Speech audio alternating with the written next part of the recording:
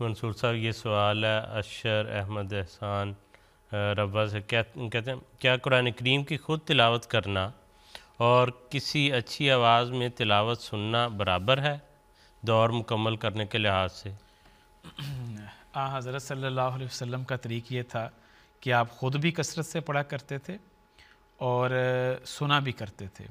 چنانچہ حضرت ابن عباس رضی اللہ تعالیٰ عنہ بیان کرتے ہیں کہ ایک دفعہ میں نے چاہا کہ میں حضرت صلی اللہ علیہ وسلم کے ساتھ نماز پڑھوں تہجد کی، تو حضرت صلی اللہ علیہ وسلم نے سورۃ البقرہ شروع کر دی۔ کہتے ہیں میرا خیال تھا کہ صلی اللہ علیہ وسلم 100 آیات پڑھ کے تو رکوع میں چلے جائیں گے، لیکن وہ 100 آیات بھی گزر گئیں۔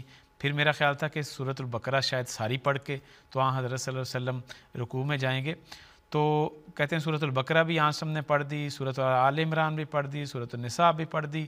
کہتے ہیں میرا دل کیا کہ میں حضرت صلی اللہ علیہ وسلم کو نعوذ باللہ چھوڑ کر تو میں پیچھے سے بھاگ جاؤں، اتنی لمبی حضرت صلی اللہ علیہ وسلم نے قرآن کریم کی تلاوت کی۔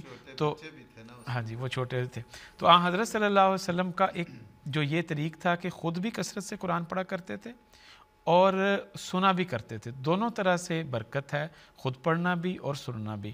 اور چنانچہ ایک ذکر آتا ہے کہ ان سے وسلم نے فرمایا کہ مجھے تلاوت سناؤ، میں نے سننا چاہتا ہوں، تو حضرت صلی اللہ علیہ وسلم کو انہوں نے تلاوت سنائی، تو وسلم پھر ایک آیت پر پہنچے فَكَيْفَ إِذَا جِئْنَا بِكَ عَلَىٰ ہَؤُلَاءِ شَهِيدًا، تو وسلم کی آنکھوں میں آنسو آ گئے۔ تو دونوں طرح سے یہ سننا جو ہے وہ جائز ہے۔ ٹھیک ہے، جزاکم اللہ خیر۔